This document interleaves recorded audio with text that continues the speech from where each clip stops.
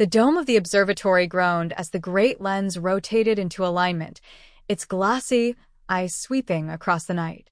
Dr. Marcus Havel leaned closer to the monitor, his weathered face lit in pallid blue. Numbers crawled across the screen, orbit tracks and velocity markers, each one demanding disbelief. He rubbed at his temple, as if massaging away the certainty of the data. It was no comet, no asteroid. Nothing nature had forged. The object was moving too quickly, its trajectory too straight, and worst of all, its destination was absolute. The sun. Marcus adjusted the feed, drawing in closer, letting algorithms refine the blur.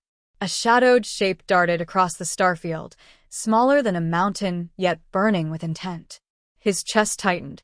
He had tracked bodies that slingshot past Earth, icy wanderers from the Kuiper Belt, the restless debris of cosmic accidents. But this thing was cutting through space as though the laws of gravity bowed to it. The sound of boots against steel echoed up the stairwell. Lieutenant Ryan Cole emerged, uniform crisp even in the chill altitude. His eyes, sharp and skeptical, fell upon the display. "You called me at midnight for a moving?" His voice carried the clipped cadence of a soldier trying to hide weariness. "It's no ordinary," Marcus replied without looking up. His tone held steel beneath fatigue. "Trajectory says straight into the sun's speed, 5 times faster than any known natural object. And look at this." He tapped a key. A faint pulse appeared on the spectrograph, regular and deliberate, like the beat of a buried heart. Ryan frowned, stepping closer. "Artificial. That's what it suggests." Marcus finally turned. "If it is, someone built a machine that can stare down the sun and refuse to look away." Silence stretched between them, filled only by the low hum of servers. From a side console, Ethan Ward swiveled his chair, wiry frame hunched over equipment not meant to be touched without clearance. His dark hair stuck up at odd angles, a reflection of his unrestrained energy. "I've been decoding the pulse pattern," he said with a grin that seemed out of place. "It's not random noise. Their structure, like compressed data, could be a message." Ryan shot him a disapproving look. "And you've been poking at it without authorization?" Ethan shrugged, unrepentant. "Would you rather I ignored it? This is the kind of thing you dream about finding." Marcus interjected before tempers could rise. "Enough. The important fact is that we're observing something impossible. If it plunges into the sun and survives, we'll have proof we're not alone. If it doesn't, well, the question is why it's going there in the first place." Ryan crossed his arms, jaw tightening. "Or it's a weapon. Ever think of that? Something designed to tamper with our star?" Ethan smirked. "If it wanted to destroy us, don't you think it'd aim for Earth instead of committing suicide in the sun?" "Maybe that's how it plans to kill us," Ryan retorted. Marcus stepped between them, raising a hand. "Speculation without evidence gets us nowhere. What matters is the object doesn't behave like anything we understand. Its speed alone defies celestial mechanics. The sun should be pulling it off course, yet its trajectory is perfectly straight, as though gravity is irrelevant." The three men stood in a fragile triangle, each angle reflecting a different worldview, scientific wonder, military suspicion, reckless curiosity. Marcus felt the weight of leadership pressing against his ribs. He had guided students, led teams, but this was something different. This was the line between mystery and catastrophe. Hours passed in relentless calculations. Outside, the Andes slept beneath stars cold and sharp. Inside, the observatory bristled with quiet urgency. Marcus ran simulations, Ryan sent encrypted messages to his superiors, Ethan dug deeper into the pulses with fevered keystrokes. By dawn, the faint orange glow edging the horizon, their exhaustion coalesced into dread. Ethan straightened abruptly, headphones slipping from his ears. "It's not broadcasting to us," he said, eyes wide. "These aren't messages for Earth. The frequency modulation is aimed inward, toward the sun itself." Ryan's lips parted, then pressed into a thin line. Talking to the sun?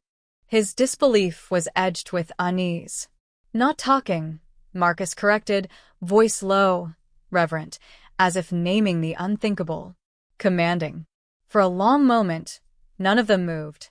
The hum of machinery filled the silence, louder than thunder in their ears. The implications pressed in, an object built by hands not human, racing toward the furnace at the center of their system, whispering commands to it with every heartbeat of its pulse. Marcus finally spoke, his words measured, deliberate. If this machine survives contact with the sun, the meaning is clear. It was never meant to burn. It was meant to change something, perhaps to awaken it. Ryan took a step back, his face hardening into soldier's resolve. Then humanity has a problem it can't afford to ignore. Ethan, pale now despite his bravado, whispered the thought none of them wanted to voice. What if the sun listens? The first rays of morning spilled into the dome, igniting the steel framework in gold. Yet the light brought no comfort. For the three men standing in the observatory, dawn was not a promise but a countdown. The emergency council chamber smelled of recycled air and tension. Rows of representatives sat stiff in their seats, eyes drawn to the great display screen where the object's trajectory glowed as a red streak cutting through the solar system. The line ended not in Earth, nor in the void beyond, but at the very center of the sun. Murmurs rose like restless insects until a gavel strike demanded silence. Reports were read aloud. Anomalous velocity, impossible stability, radiation pulses structured like deliberate language. Yet it was not the technical data that tightened throats, it was the absence of answers. Dr. Marcus Havel stood before them, spectacles low on his nose, fatigue shadowing his face. "We cannot treat this as we would a rock from the asteroid belt," he said, voice steady despite the eyes boring into him. "This is engineered. It is not veering, not degrading. It knows its path. If it reaches the sun intact, we must assume purpose. And if those pulses are indeed commands, then that purpose involves our star." His words fell heavy, the silence afterward heavier still. Then a delegate from Russia broke it with the bluntness of steel. "Then we destroy it." Others nodded, voices rising with urgency. Destruction meant security, the simplest solution for the simplest fear. Lieutenant Ryan Cole, standing in uniform at Marcus's side, gave a curt nod. "If it is hostile, hesitation could doom us. A military response is logical." His pragmatism resonated with the hawks in the room, but Marcus raised a hand. "Assume for a moment it was not designed as a weapon. If we annihilate the first proof of intelligent life beyond Earth, history will remember us as children who smashed a gift because we feared the wrapping. We must study it, not erase it." The chamber split down that line. Fear against wonder, security against curiosity. Ethan Ward sat hunched in the gallery, unauthorized to speak, but unable to contain himself. His voice carried over the clamor. "You're all missing the point. It's not even broadcasting to us. It's communicating with the sun itself. If it wanted to attack Earth, why bother with the star? Whatever it's doing, it's bigger than us." His words drew glares, but also unease. No one could refute them. After hours of wrangling, a compromise emerged. They would not destroy the object, not yet. Instead, they would send a manned mission to intercept. If possible, to study. If necessary, to neutralize. The decision brought no comfort, only the burden of action. The chosen ship was Prometheus, an experimental vessel resting in a guarded hangar. Unlike anything before it, it used a compact fusion drive, capable of extraordinary acceleration at the cost of untested reliability. Its shielding was designed for near-solar probes, but never with men inside. Humanity would gamble everything on unproven engineering, because the window was narrow and the object's approach unforgiving. Marcus was placed at the heart of the mission for scientific authority. Ryan Cole, with his discipline and military training, was named commander.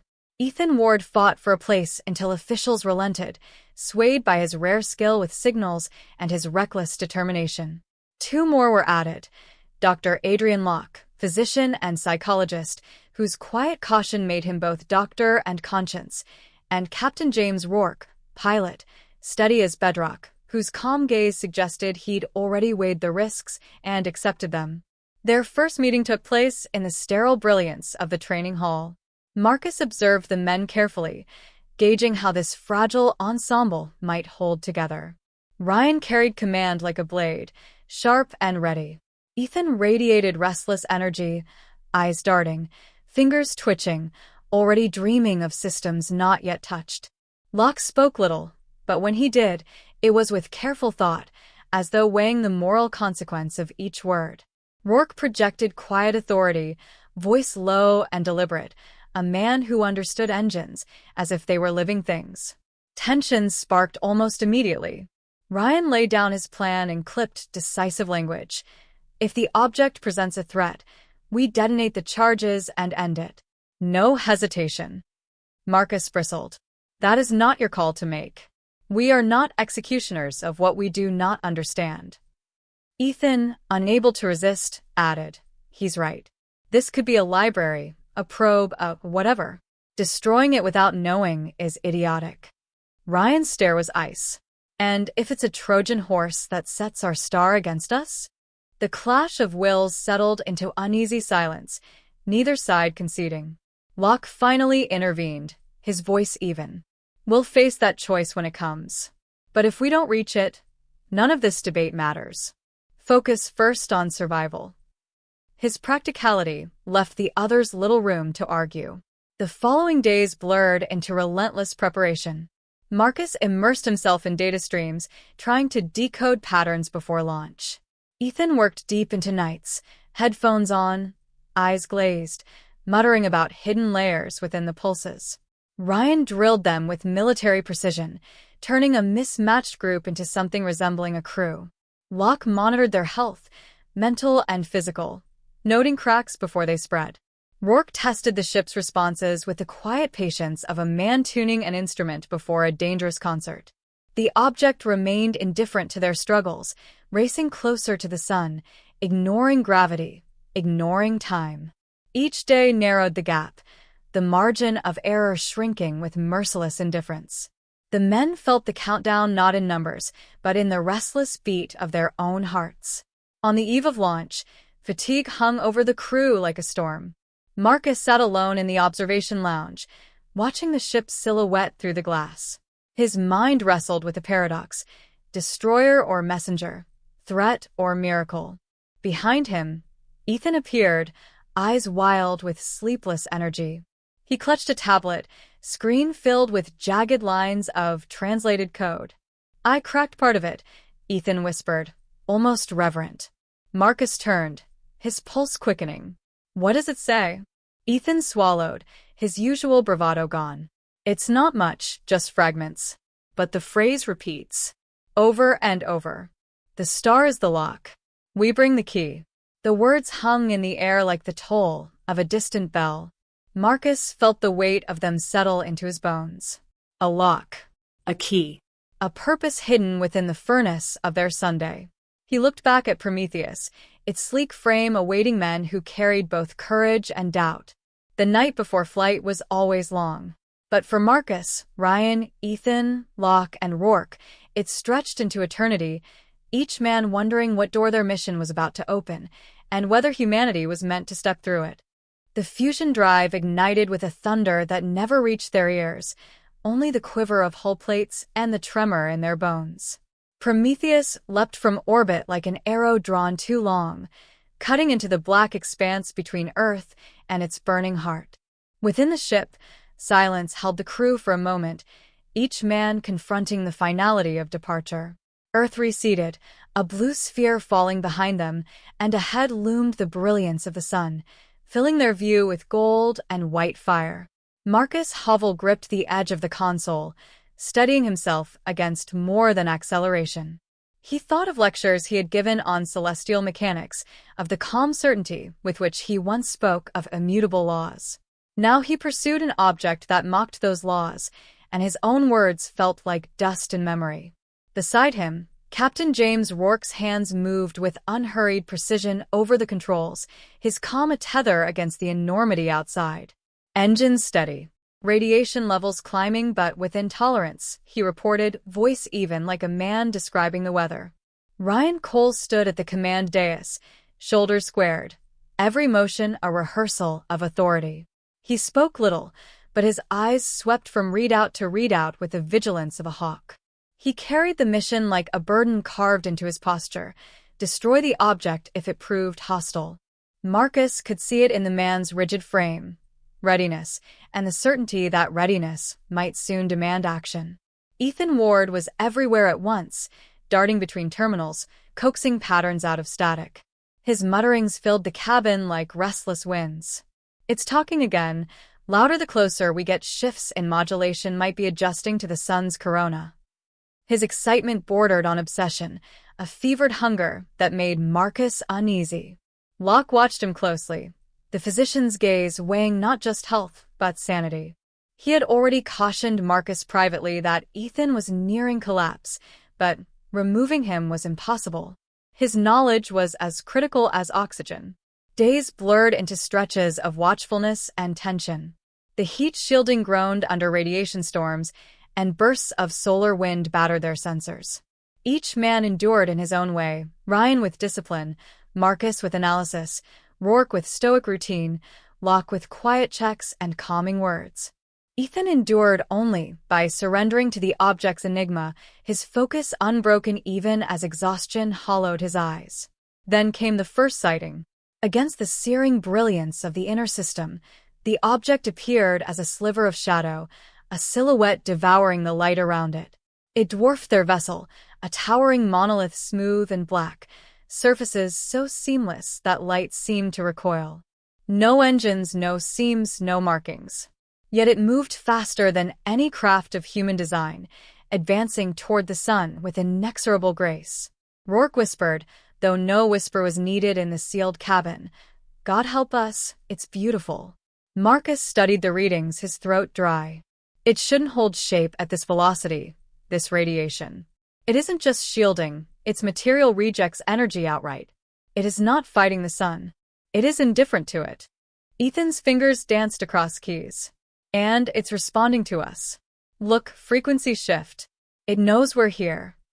Alarms shuddered through the ship as systems blinked in and out, data streams stuttering. The object had unleashed a burst of energy that washed through their electronics, like an invisible tide. Rourke fought the controls until stability returned, his face unreadable except for the tightness around his eyes. Ryan seized the moment. That was a warning. Next time it may not stop at scrambling our sensors. We arm charges now. No, Marcus said sharply. That was communication. Crude, overwhelming, but intentional. If it wanted us dead, we'd already be ash. Ryan's jaw clenched. Or it's softening us up, disabling us piece by piece. Ethan half-turned from his console, eyes gleaming with a strange fervor. You don't understand. It's trying to connect. These aren't attacks, they're handshakes. Primitive to it, maybe. I can almost follow. Locke broke his silence, voice heavy with concern. And what if following means opening a door we can't close? The debate ended when the object shifted course. For the first time since its detection, its path altered, no longer a straight plunge into the sun. Its trajectory bent toward Prometheus. The shadow grew larger, darker, filling their view until it blotted out the stars. Ryan barked orders for evasive maneuvers, but the object matched every adjustment with effortless precision, as if mocking their attempt at escape. Then, impossibly, a seam appeared across its surface. Metal unfolded like petals of a black flower, revealing a cavernous interior glowing with faint, eerie light. Rourke's hands froze above the controls. It's opening. Marcus's heart pounded. The object had ignored planets, gravity, solar winds, but it had noticed them. And now, like a host parting its gates, it invited them inside. Ryan reached for the arming panel. This is it. We blow it before it swallows us. Marcus caught his arm. Wait. If it wanted us gone, it would never have given us a choice. This is deliberate. A summons. Ethan's voice broke in, urgent, desperate. He's right. This is it, the message I've been piecing together. It wasn't meant for the sun alone. It was meant for whoever could follow. We're not its prey. We're its audience. Locke stared at the opening void, unease plain in his eyes. Audience to what? No one answered. The question hung in the charged silence as the ship drifted closer, pulled not by force, but by something subtler, a temptation, an inevitability. The crew of Prometheus watched the alien threshold yawn before them, vast enough to swallow cities, its inner walls alive with pulses of light like veins beneath skin. The choice lay naked between them, to retreat and leave the mystery unresolved, or to step into the maw of the unknown. And in the silence before decision, Marcus felt the weight of centuries pressing upon them. Humanity had dreamed of contact, of meaning beyond the stars, yet always feared it might arrive as death. Now both possibilities shimmered before them, inseparable. The object waited. The sun burned, and Prometheus drifted at the edge of revelation. The hull of Prometheus shivered as it crossed the threshold, swallowed whole by the alien structure. Outside, light vanished.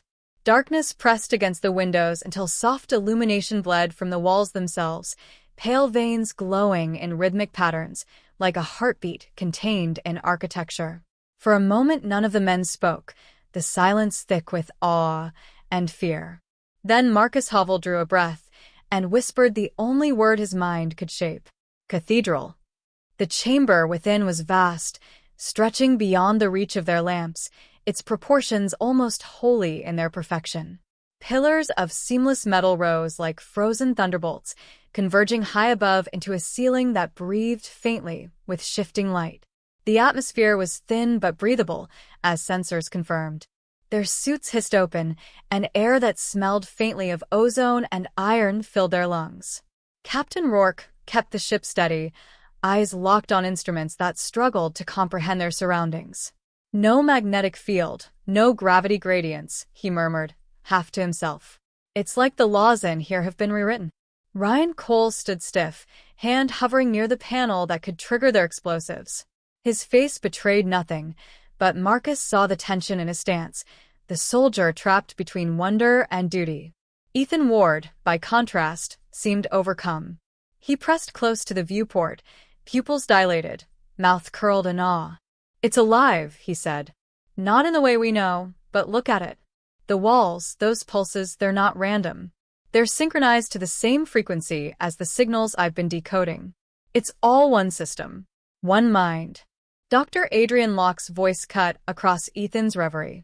Or, it's designed to appear that way. Don't romanticize what we can't yet define. But even his tone lacked conviction, subdued by the immensity around them.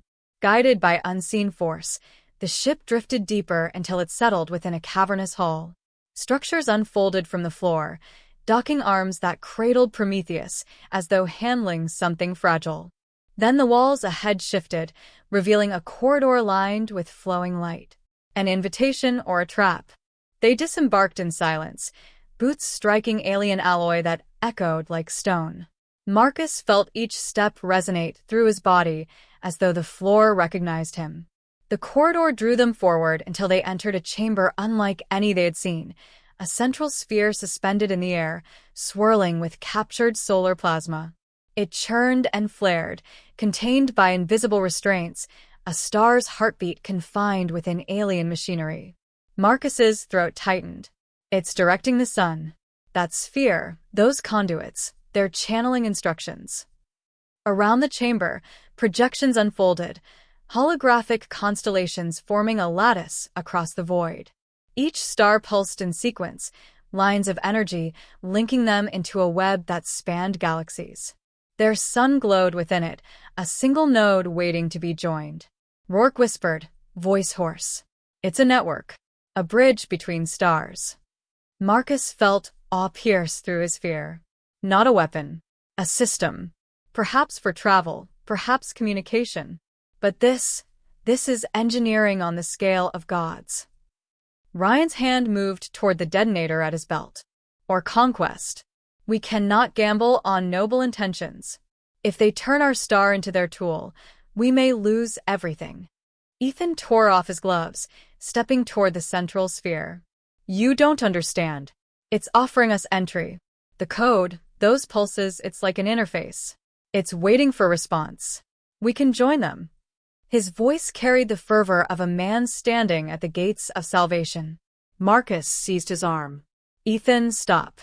We don't know what it will cost. But Ethan shook him off, desperation burning in his eyes. This is what I was born for. Don't you see? We've been chosen because we could follow. If we destroy it, we bury humanity in ignorance forever. He reached toward a console, hands trembling, and the chamber answered. Lights cascaded across the walls, the sphere brightened, and a rush of sound filled the air like voices speaking in 1,000 tongues. Ethan screamed, body arched, as streams of data poured through him. Then he collapsed, silent, his eyes wide but vacant, his lips forming words none could hear. Locke knelt beside him, searching for a pulse, then looked up, face pale. He's alive, but he's not here anymore. Ryan's jaw hardened. That's enough. We end this before it enslaves us too. He raised the detonator. Marcus stepped between him and the sphere. Listen to me. If we destroy it, we destroy proof that intelligence thrives beyond us. This could be our first step into a greater cosmos. And if you're wrong? Ryan demanded. If this is the first step into our extinction? The chamber pulsed, a wave of light rolling outward as though echoing the conflict within them. Rourke's voice cut through the tension, calm but urgent. We don't have long. The object is accelerating again, closing on the sun. We must decide now. Marcus stared at Ethan's motionless form, then at the living star caged before him. He felt the weight of history, of civilizations unborn that might never see beyond their skies if he faltered. We are not destroyers by default, he said, voice steady. We are seekers. If we must risk, let it be in pursuit of understanding. Ryan's finger hovered over the trigger, the soldier's creed warring with something older. Fear, yes, but also the faintest glimmer of doubt. Locke watched both men, torn between the oath to preserve life and the instinct to shield it from harm. Rourke stood silent, eyes locked on the sun blazing in the holographic lattice, his calm betraying nothing of his judgment. The moment stretched thin, fragile as glass. Then Ethan stirred, lips parting, and a voice not his own spilled forth, layered and resonant, alien yet hauntingly clear. The lock awaits. The key is given. Join or be left behind. The sphere flared blindingly bright. Alarms shrieked aboard Prometheus. The object surged forward, carrying them with it, accelerating into the blazing heart of the sun. Ryan cursed, indecision breaking into motion. His thumb pressed the detonator. The world dissolved in light. When vision returned, they were adrift at the edge of the corona, the alien structure gone. The sun pulsed once, unnaturally, a ripple spreading across its surface like the echo of a bell. Ethan lay still, his chest rising faintly, eyes closed but unseeing. No one spoke. Marcus stared at the star, its familiar brilliance tainted by the memory of that impossible ripple. He could not tell if Ryan's detonation had succeeded, or if the object had completed its purpose before vanishing. At last, Ryan broke the silence, his voice hollow. Did we save ourselves, or just light the fuse? Marcus could only watch the sun, radiant and inscrutable, and feel the weight of a choice that might echo across galaxies. In the silence of space, hope and dread were indistinguishable. And in that silence, the question lingered like a shadow. If the stars began to speak, would humanity be ready to listen?